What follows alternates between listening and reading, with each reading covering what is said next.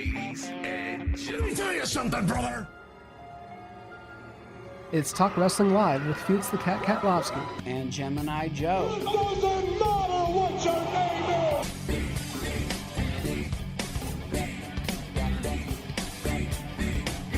We heard rumbling. No, we heard rumors. Homicide. Total 5150 at LAX. Listen live on Mondays at 4 p.m. on NorthCoastUnderground.com. and follow us on Twitter at TWL 24/7. I'm in no mood for your wife crack. Let's get it on. Hey wrestling fans, this is Felix the Cat Katlovski, and we are talking a whole lot of Impact Wrestling on Talk Wrestling Live. This is NorthCoastUnderground.com, where the Underground starts with you. Let's get it kicked off with Fear After Dark, where we talk about everything recapping Impact Wrestling to catch you up on what's going on. Are you scared? It's time for Fear After Dark. Thought this was fun and games. Fear is a funny thing. En cero, miedo. Fear was meant for the art of survival. I am the new beginning. Because we are for Ohio. By Ohio. Because we are Ohio versus everything. I'm better than every single one in that locker room. Tessa Blanchard is undeniable. I'm not a man. I'm a machine. So once again, this is Felix the Cat Katlovski, and we are talking Impact Wrestling, Fear After Dark. And last time I talked about it, we were talking about Code Red. It was a special on Impact Plus. That's an app you can order, and you can watch a lot of Impact Wrestling programming, from Explosion to Impact Wrestling Archives to pay-per-views, a lot of different action that you want to catch, so don't miss out on that. So talking about Code Red, from May 5th, we had a 6-man scramble match. It was Trey Miguel, Rich Swann, Smiley, who I haven't heard of until now, and Mentequila, as well as Ace Austin and Evander James. So we had Smiley, new face for me. He brought out a bunch of masked wrestlers to the ring. And I should mention that this show, Code Red, it was a joint show between Impact Wrestling and House of Glory Wrestling. The show took place in New York. So Impact wrestlers, they stood on one side of the ring, and Hog wrestlers stared them down from the other side of the ring. So Montequilla dived to the outside of the ring onto Ace Austin. You had Smiley do some Spider-Man-like moves along the ropes, very flexible right there. And his mask came off, and he had another mask right underneath, so I wasn't expecting that. And at one point in the match, you had Smiley and Mentequilla. They both went for diving leg drops from opposite ends of the ring. It's like they went coast to coast right there. And Smiley was just showing off his skills. He did a back handspring, and he went for a DDT. Later, you had Rich Swann. He closed the match out with a 450 splash and a pin to retain his X Division Championship. You also had Sami Callihan. He was saying that he was sick of all these extreme legends like Tommy Dreamer, and he wanted to put him out of his misery. So you could already tell what Sami Callihan's goal was for the night. In our next match, we had Moose, and he took on Ken Broadway along with Anthony Dangon. Ken Broadway and Anthony Dangon, they're also two Hog wrestlers who I haven't seen too much of until now. So Broadway was throwing cash around the ring, getting the fans' attention right there, making it rain. Dangon hit a tornado DDT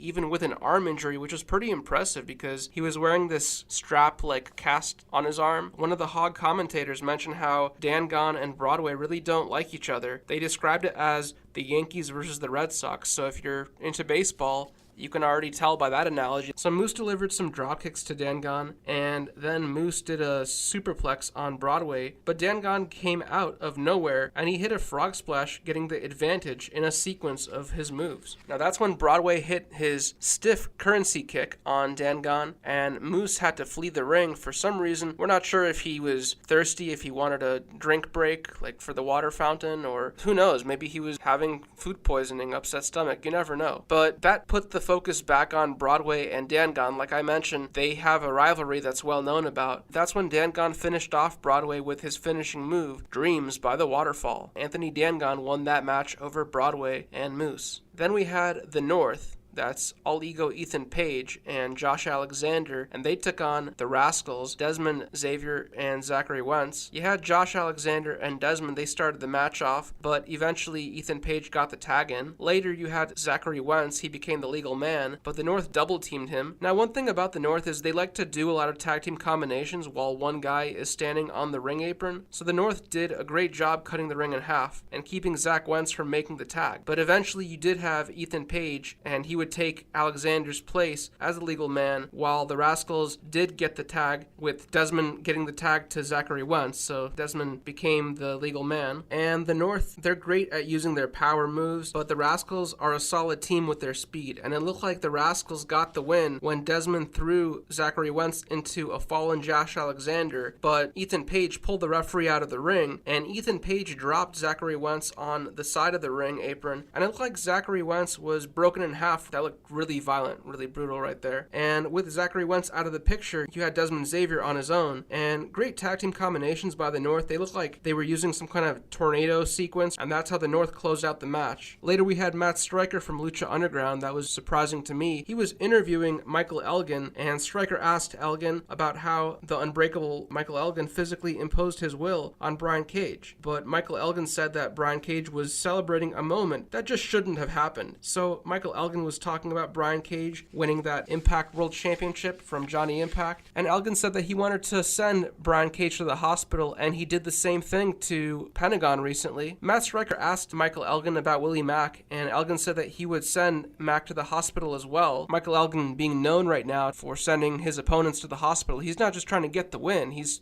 really trying to injure them physically. So Tessa Blanchard and Violet, Tessa Blanchard, of course, everybody knows her at Impact Wrestling, and Violet, she's a wrestler from Hog Wrestling. They took on Sonya Strong, another Hog wrestler, and Sonya Strong teamed up with Scarlett Bordeaux, another familiar face at Impact Wrestling. So Tessa locked in an Indian deathlock on Scarlett Bordeaux, and you had Scarlett hitting a tilt-a-whirl head scissors on Tessa, and that's when Sonya Strong tagged herself in, making her the legal person on Scarlett's team. You had Sonya Strong diving on Tessa and Violet, but Scarlett went for a crossbody from the top turnbuckle to the outside of the ring, and Scarlett hit an interesting move right there. It was the Canadian Destroyer, and then a powerbomb on Tessa Blanchard. Some great offense by Scarlett Bordeaux against Tessa right there. Later, Scarlett Bordeaux would tag in Sonya Strong, but Tessa would hit the Codebreaker, also known as the Magnum, on Sonya. Tessa then hit a Buzzsaw DDT on Sonya Strong and a pin, giving Tessa and Violet the win for that night.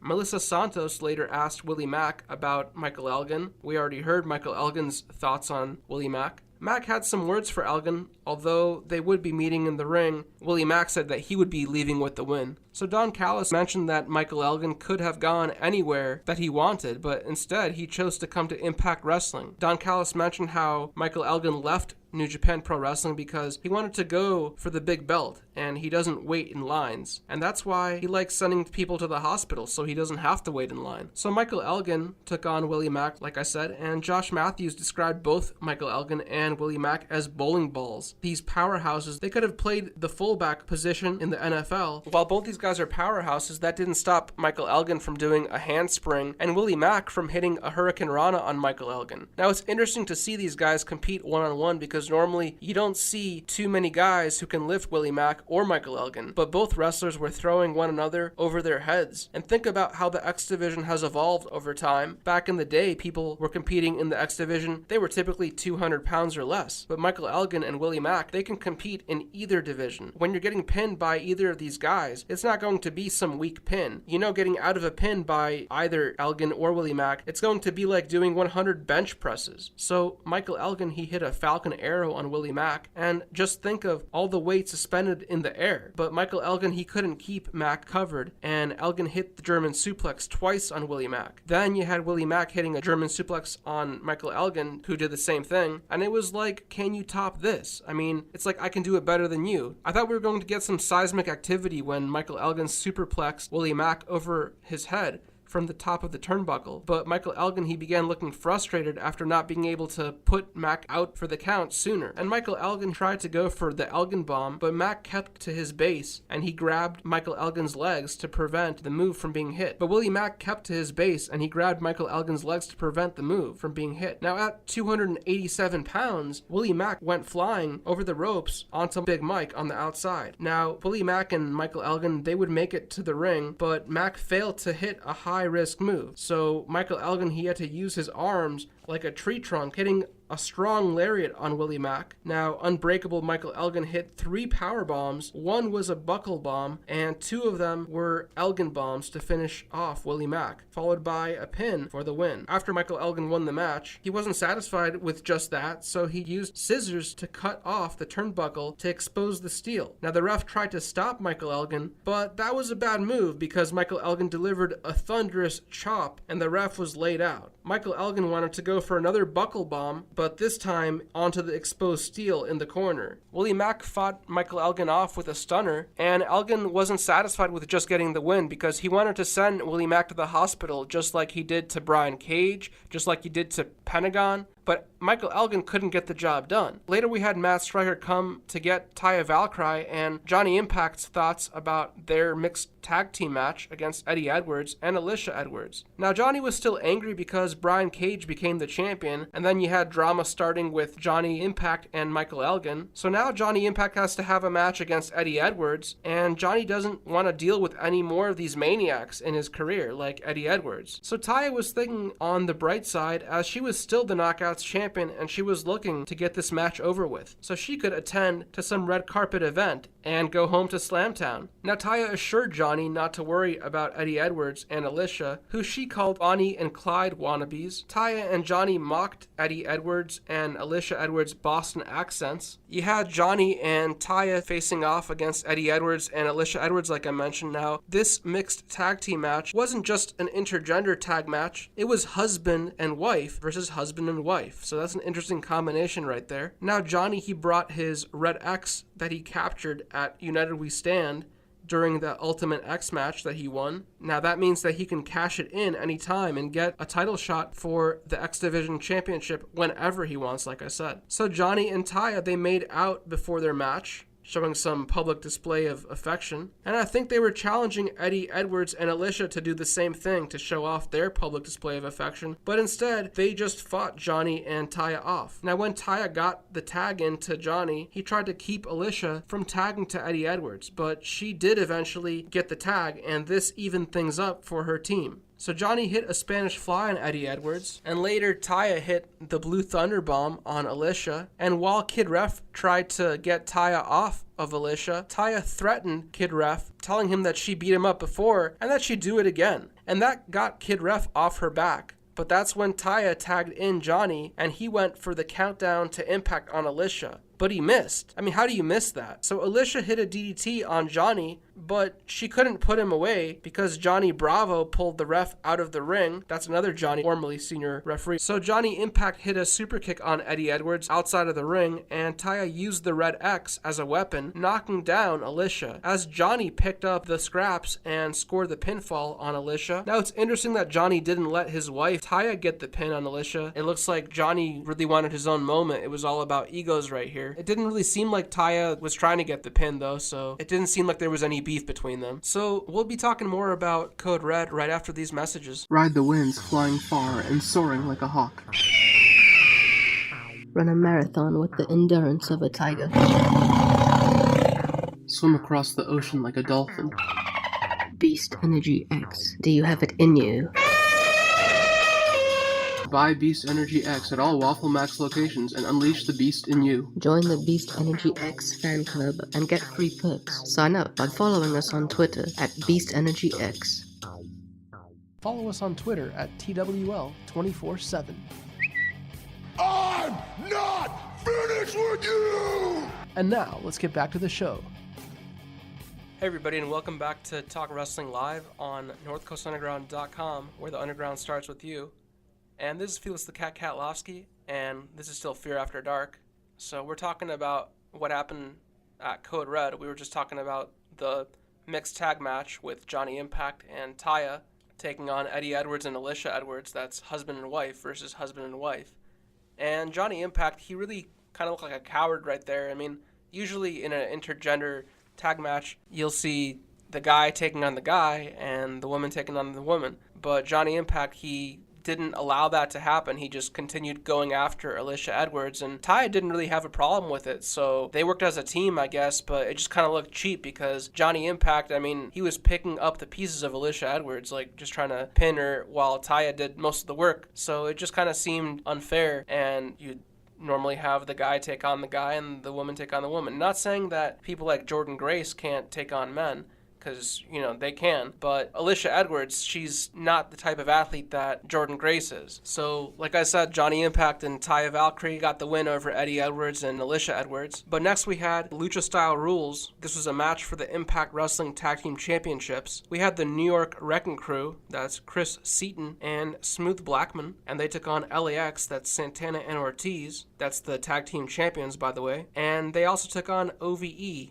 Dave and Jake Chris. Now, I didn't see much of the New York Wrecking Crew in the past, but they really held their own against LAX and OVE throughout this match. However, the match came to an end as Dave Christ went flying, but it looked like he shattered his ankle as his leg connected with the guardrail, and this left Jake Christ on his own. I mean, he was isolated right there. So Santana hit the cutter on Jake Christ, and LAX double-teamed Jake, and that's how LAX were able to get the victory, retaining their Impact Wrestling Tag Team Championships. Up next, we had Sami Callihan in the main event taking on Tommy Dreamer. Now, Tommy Dreamer, he has known Callihan for a long time, but instead of using Callahan's talents to his potential, Sami Callihan turned to social media to bash ECW, and he wanted to end Tommy Dreamer's career as an example of what Callihan wants to do to all the guys from ECW. Callihan sees ECW as the past, and Callihan sees himself as the present of Extreme Wrestling. So that's when Callihan attacked Tommy Dreamer as Dreamer was walking down the ramp, but Tommy Dreamer was able to take back control of the match in the ring, and Callihan hit Dreamer with a full garbage can. I mean, that thing was just stacked with garbage. You could see all the garbage falling out. Callihan went searching for more weapons, and he found some extra steel parts for the turnbuckle. Now, Tommy Dreamer, he shot a staple at Callihan with a staple gun as it pierced Callahan's skin. Tommy Dreamer stapled Callahan's hair to the stage, trapping Callihan, but Callihan pulled the staple right out from his skin, and I guess it was actually stuck to Callahan's ear. That was really disgusting right there. Now, Tommy Dreamer hit Callihan with another garbage can, and Tommy Dreamer did something really disgusting right here. He ate garbage that fell out of the container. So Dreamer grabbed the ring bell, and he smashed it over Callahan's jewels. Tommy Dreamer nailed Callihan with the ECW Championship replica belt in Callahan's face. Now, Callihan wasn't going to take that, and he landed Dreamer on the guardrail between the legs. Dreamer did a dropkick, introducing Callahan's face to the steel chair. Now, if Callihan could beat Tommy Dreamer in the Innovator of Violence's own home court, that would have been like dunking over LeBron James. I mean, Callihan hooked Tommy Dreamer's mouth with a metal object, and Callihan used the steel of the chair to hit Tommy Dreamer, connecting Dreamer's legs and another chair. That really had to hurt right there. You could have heard that from all over the arena. And Tommy Dreamer tried to use a puppet, out of all things, to apply a mandible claw on Callihan, but that didn't work too well. So Legos were introduced to the match. This time they were introduced by Tommy Dreamer. He just pulled them out of a bag, and Tommy Dreamer tried to hit a pile driver, but Callihan used the groin claw on Tommy Dreamer, and Tommy Dreamer hit the cutter, sending both Callihan and Dreamer into the Legos. So I'm not sure who got the advantage right there, because they were both sent to the Legos, and you know what that is like. I mean, that's that jagged edge from the Legos. I mean, it's sharp. You don't want to be connecting with that. So Tommy Dreamer brought this thick piece of wood to the match, and Callihan picked up a baseball bat, but just as Callihan was looking to hit Tommy Dreamer with the bat,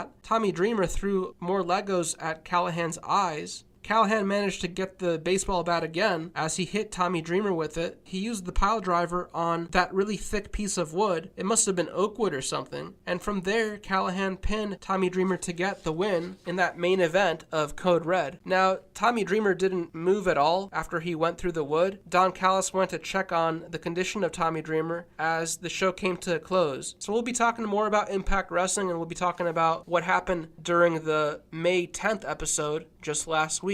right after these messages. Spoiled meat? Who has time for that? But with a dehydrator, you can keep it edible. But I'm a vegetarian. I buy so many vegetables for my family, but each time I open the fridge, it reeks of spoiled food. Buying fresh vegetables can get expensive, and the shelf life becomes a race to the finish. With Space Fresh X, for only 3 easy payments of $14.95, you can own this appliance and stop buying overpriced tiny bottles of dried vegetables. So what are you waiting for? Call 1-800-S-FRESH-X. That's 1-800-737-3749. Order today. Follow us on Twitter at TWL 24/7. I'm not finished with you! And now, let's get back to the show. Hey everybody, this is Felix the Cat Katlovski, and we're back on Talk Wrestling Live on NorthCoastUnderground.com, where the underground starts with you. And this is Fear After Dark. We were just talking about Code Red, that special from Impact Plus from May 5th, and we were just talking about that match with Sami Callihan and Tommy Dreamer. That match was really violent. We saw Legos in that match. We saw baseball bats used. We saw garbage cans. We even saw Tommy Dreamer eat from the garbage. And we also saw staple guns being used. I don't know if I mentioned that just yet. Sami Callihan's ear was stuck with that staple. That was really gross. He pulled it out of his ear. I mean, that's disgusting. It was piercing through his skin. But it was Sami Callihan that ended up with the win. We talked about how Sami Callihan, he sees himself as the present of ECW. I mean, if Sami Callihan was around back during the days of ECW, he would fit in so well. I mean, he kind of reminds me of Raven in a way. Raven, he had his flock. Sami Callihan, he has OVE, Ohio versus Everything. He has Dave and Jay Christ, Madman Fulton. But Sami Callihan, he just sees all these old ECW guys as washed up. Like, he wants to put them out of their misery. He wants to create a new legacy because, in his mind, he is the ECW of our generation. And ECW of the past, it's done. That's how Sami Callihan sees things, and he did get the job done. Sami Callihan got the victory in the main event over Tommy Dreamer, like I said. Next, we'll be talking about Impact Wrestling from last week, that episode from May 10th. So, just briefly talking about Impact Wrestling, you had the Rascals. They were flying very high in their match against the Desi Hit Squad and the Deaners, as well as Aiden Prince and Brett Banks. But it was the Desi Hit Squad that managed to finally get a victory over Aiden Prince, Brent Banks, the Rascals, and the Deaners when Raj knocked Cody off the turnbuckle and Rohit Raju applied the schoolboy pin to get the victory. Now later you had Moose and Josh Alexander from the North, and they were working really well as a tag team, but then we saw miscommunication as Josh Alexander had control of Santana, but it was Moose who nailed his own teammate with a big boot to the face. So LAX took out Moose and he retreated, allowing LAX to focus on an isolated Josh Alexander. Now you had Santana hit a cutter and a super kick on Josh Alexander. LAX delivered some tag team combinations, and they managed to pin Josh Alexander. So LAX were victorious in that match. Then Madison Rayne successfully made Taya Valkyrie tap out with a single leg Boston Crab. Tessa Blanchard was at ringside, and she was at the commentary booth. She pointed out how Taya only agreed to a non-title match for her own safety. So I guess you can see how Taya makes these deals. She knew that she couldn't get the job done against Madison Rayne. She had so much on her mind, so she just made this match a non-title match just to play it safe. But we all saw that Madison Rayne made her tap, so in the future, is Madison Rayne going to become the champion? I mean, she's already beat Taya before. So in his return match to Impact Wrestling, Rob Van Dam, RVD, he defeated All Ego Ethan Page with a 5-star frog splash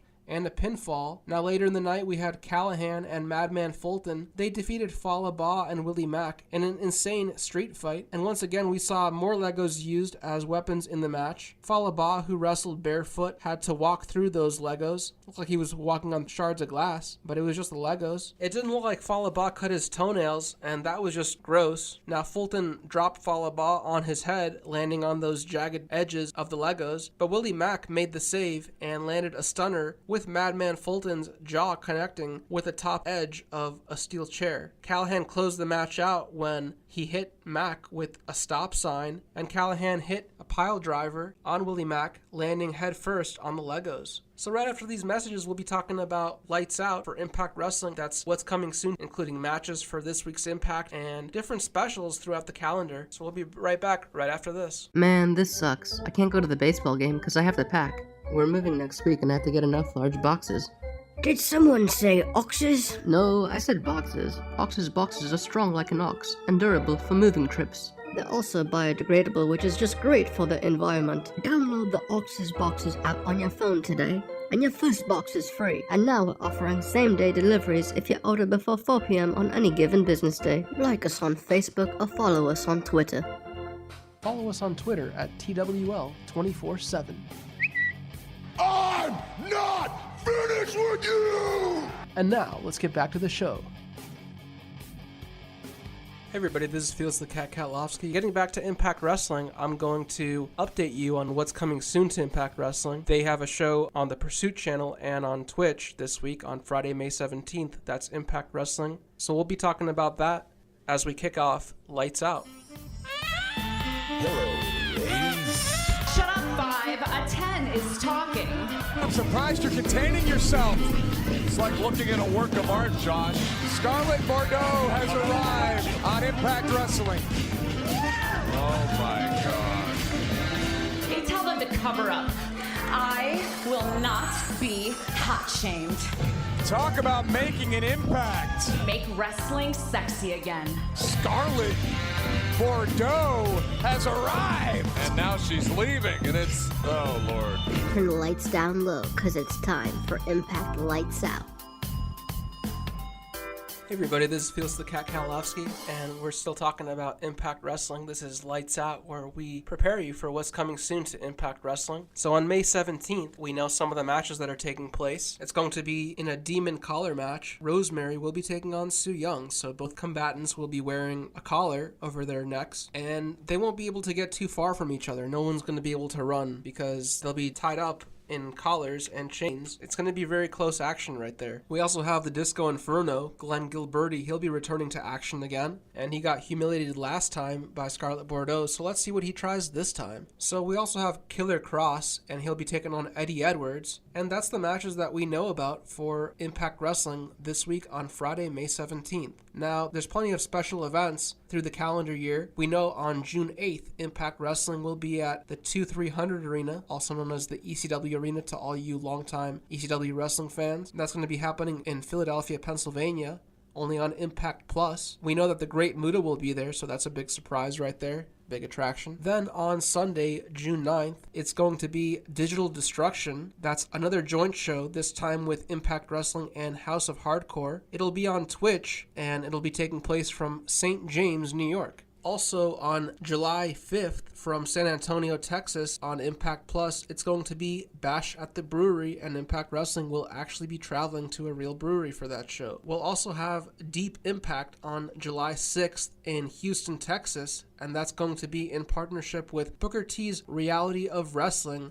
That show will be on Twitch. Booker T, everybody knows him back from WCW and World Wrestling Entertainment. So it'll be interesting how Booker T works with Impact Wrestling for this special joint show. So that's everything that's coming soon to Impact Wrestling, and we'll be talking more about Impact Wrestling and other happenings in the world of wrestling on Talk Wrestling Live when we return next week on NorthCoastUnderground.com, where the Underground starts with you. You've been listening to Talk Wrestling Live. Listen live on Mondays at 4 p.m. on NorthCoastUnderground.com. And follow us on Twitter at TWL 24/7. Goodbye and good night, bad. Rest in peace.